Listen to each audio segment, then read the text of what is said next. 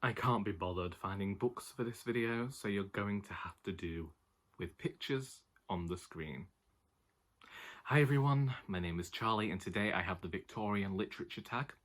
I was tagged by Emily of Novell Novels, who saw this video resurrected on Jennifer Brooks' channel, and I believe she resurrected it from the Victober hosts, who are Kate of Kate How, Katie of Books and Things, Angela Beyond the Pages, and Lucy of Lucy the Reader.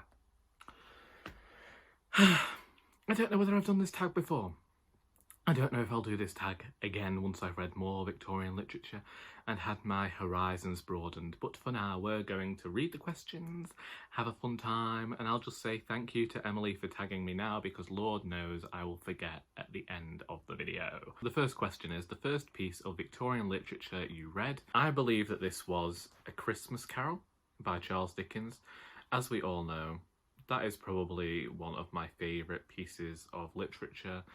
It is this brilliant ghost story, and every time I read it I end up finding more. It's the one book that I read every single Christmas because I'm that guy.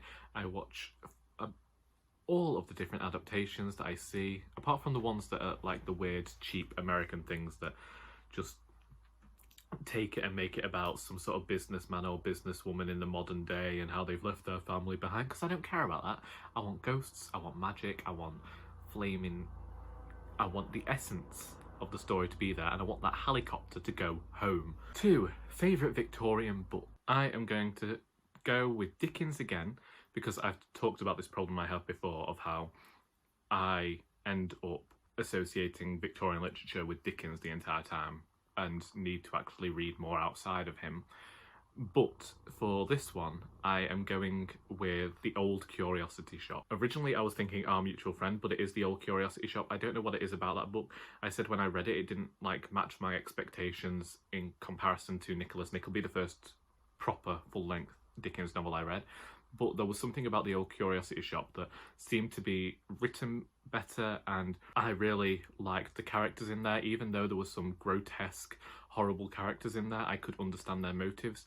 And yes, it had the caricatures that are common within Dickens fiction, but I really just appreciated them in here, and everything seemed more of a pantomime within this story, and it's also incredibly emotional and a family story, and I really enjoy that aspect of this book. 3. Favourite Victorian author? Dickens. It's no surprise. I should just rename this Charlie fanboying over Dickens. Favourite Victorian couple?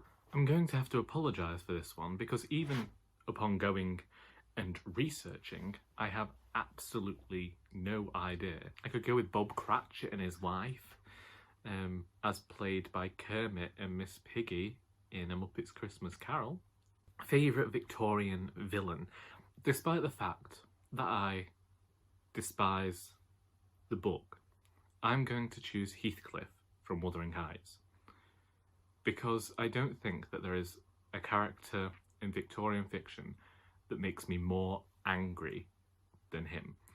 He is a man who is bent on revenge, and you can get a small semblance of understanding as to why he is the way he is. Then you have a favourite Victorian book where someone dies of consumption. I've no idea. They probably die of consumption in about all of them. I don't know. I don't even know what consumption is.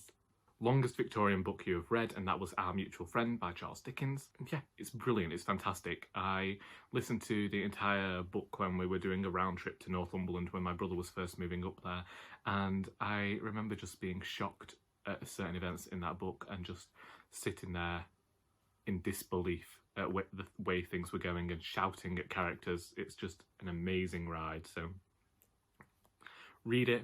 It's huge, it's long, full of characters, but worth your time. Victorian book you feel is underrated, and for this I'm choosing Agnes Grey. I feel like Anne Bronte gets misrepresented a lot as being the forgotten Bronte sister, and everyone thinks about the tenant of Wildfell Hall when they think of her. Nobody thinks about Agnes Grey, and for the first half it does seem like it's just your usual story of a governess, but there's a switch there and it becomes this very delicate story, but it's just brilliant, really. Most beautiful Victorian classics you have I only have Charles Dickens and none of them are beautiful. They're the very cheap Wordsworth editions. I have a limited supply of the vintage classics with the red spines, which are my favourite editions. 3 unread Victorian classics you want to read. I actually need to read all of Anthony Trollope's books. I keep talking about it, I keep saying that I think he's going to be a writer I want to read, and yet I still haven't done it. And every Victober for the last 3 years I put The Warden on my TBR, and every Victober for the last 3 years I haven't got to it or even opened it. So there's one. Then I also want to read Bleak House by Charles Dickens. I'll be doing that in December with Abby of Abby McReads. We have set up a buddy read, but I do feel like it's going to take more than just December. But I've not said anything about that yet. And I'd also like to read some more of Charlotte Bronte other than Jane Eyre. So, you know, you have Shirley, you have Villette, and is it The Professor? There are loads there that I need to read. And that's that, really. That's the tag done. That's me finished. If you fancy having a go at this tag, then feel free. I hope that you have enjoyed this video, and until next time, that is all.